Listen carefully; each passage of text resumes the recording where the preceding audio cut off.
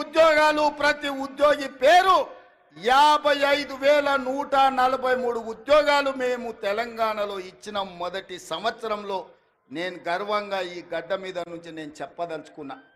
ఇన్ని ఉద్యోగాలు ఈ దేశంలో ఎవరైనా ఇచ్చిండ్రా? ఇవాళ అక్కడ నడ్డా వచ్చిండంటే ఎక్కడి నుంచో, అయ్యా నడ్డా గారు మీరు మా అడ్డ మీదకి వచ్చారు, అడ్డగోలుగా మీరు మాట్లాడకండి.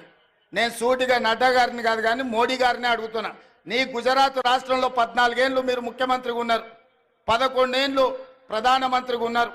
25 సంవత్సరాలల్లా నరేంద్ర మోడీ గారి పార్టీ అయిన భారతీయ జనతా పార్టీ అధికారంలో ఉన్న రాష్ట్రం ఉత్తరప్రదేశ్, మధ్యప్రదేశ్, రాజస్థాన్, బీహారా, లేకపోతే ఛత్తీస్గఢ, జార్ఖండ్, కర్ణాటక, మహారాష్ట్రనా, ఏ రాష్ట్రమైన నేను సవాల్ విసురుతున్న నరేంద్ర మోడీ గారు మీ రాష్ట్ర ప్రభుత్వాలు ఉన్న దగ్గర ఒక్క సంవత్సరంలో 55,000 ఉద్యోగాలు ఇస్తే మీరు లెక్క చూపించండి.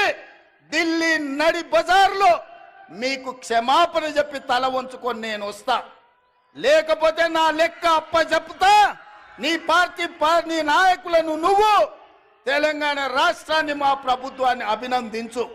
అప్పుడే ఈ దేశ ప్రధానమంత్రిగా మీ గౌరవం పెరుగుతుంది. ఏది పడితే అది మాట్లాడితే, ఎట్లా పడితే అట్లా మాట్లాడితే చెల్లదు. నడ్డా గారు మీరు కూడా కేసీఆర్ లాగా తయారు కాకండి.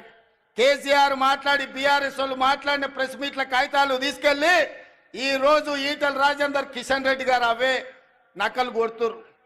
పెద్దోళ్ళు చెప్పారు నకలు మారనేకి లియే భీ కుछ అక్కలు రహనా చాహియే అని. అందుకే కిషన్ రెడ్డికి ఈటల రాజేందర్కి నేను చెప్తున్నా, మీరు మారుండయ్యా, మీరు ఆలోచన చేయండి. ఆ దొంగలు సోపతి పట్టిర్రంటే మీరు కూడా దొంగల బండి ఎక్కుతారు, మీరు కూడా అటే పోతారు. ఈ దొంగల బండితో మీరు చేరిందంటే అంతో ఇంతో మీకున్న గౌరవం కూడా లేకుండా పోతుంది. అందుకే ఇవాళ నేను ఒక్క మాట చెప్పదలుచుకున్నా.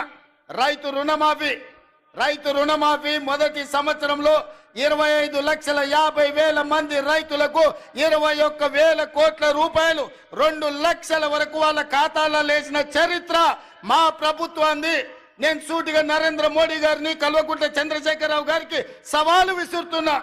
మీ అధికారంలో ఉన్న సమయంలో కావచ్చు, మీ రాష్ట్రాలలో కావచ్చు, ఒక్క సంవత్సరంలో 21,000 కోట్ల రూపాయలు 2 లక్షల రూపాయల రైతు రుణమాఫీ మీరు చేస్తే మా వ్యవసాయ శాఖ మంత్రి తుమ్మల నాగేశ్వరరావు గారు, మా ఉత్తమ్ కుమార్ రెడ్డి గారు, మా రెవెన్యూ మినిస్టర్ శ్రీనివాస్ రెడ్డి గారు, బట్టి విక్రమార్క గారితో సహా నేను వచ్చి మీకు క్షమాపణ చెప్తాం.